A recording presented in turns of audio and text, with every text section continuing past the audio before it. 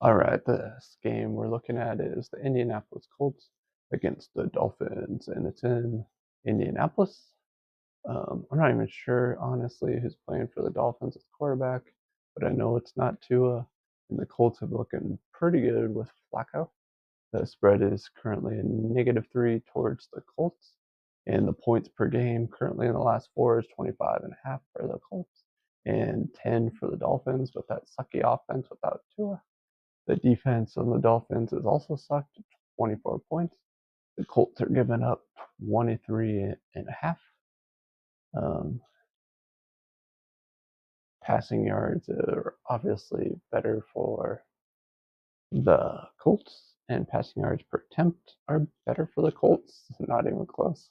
Rushing yards per attempt, the Dolphins are pretty close with just zero point 0.2 off. The defense has given up 5, though, and the Colts defense has not been great against the run.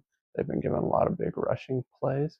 So if they cut down on those big rushing plays, they should be able to um, stop the Dolphins pretty easily, especially since it's in Indianapolis. They will not have to deal with the humidity in Miami. If you're looking at total yards per attempt, it's 5.2 for the Colts for offense, 3.8 for the Dolphins, which is one of the worst in the last 4 games. And the defense, the Colts are actually worse, though, with 5.7, and Dolphins with 5.1. Both of those defenses are near the bottom of the league. Points per play is at 2.4 for the Colts and 0.9 for the Dolphins. So if the Dolphins even get in the red zone, they will likely not get touchdowns with the quarterbacks they have to use. The defense for the Dolphins for points per play, it's a 3.2, which is slightly worse than the Colts at 2.6. When we look over here at total expected points, it is 1.8 for the Colts in the last 4 games, -14.2 for the Dolphins, which is near the bottom 5 or in it. I can tell you that. And that would be a huge spread of -16, which would give the Dolphins no chance of winning. If you go by that, I'm betting the Colts.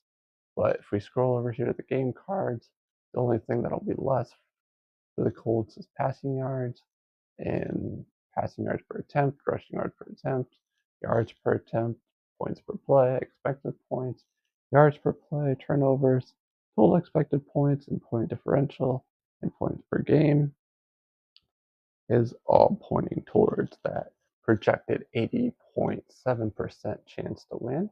If you're mixing in points per game for offense and defense of both teams, that is -9 spread towards the home team, the Colts, which would be a -6 margin for the Colts, and that points you to also betting.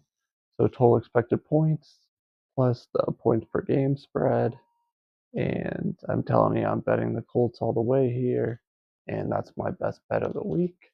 Um, my name is Jordy. You've been watching Batman Sports Betting, and I'll see you in the next video.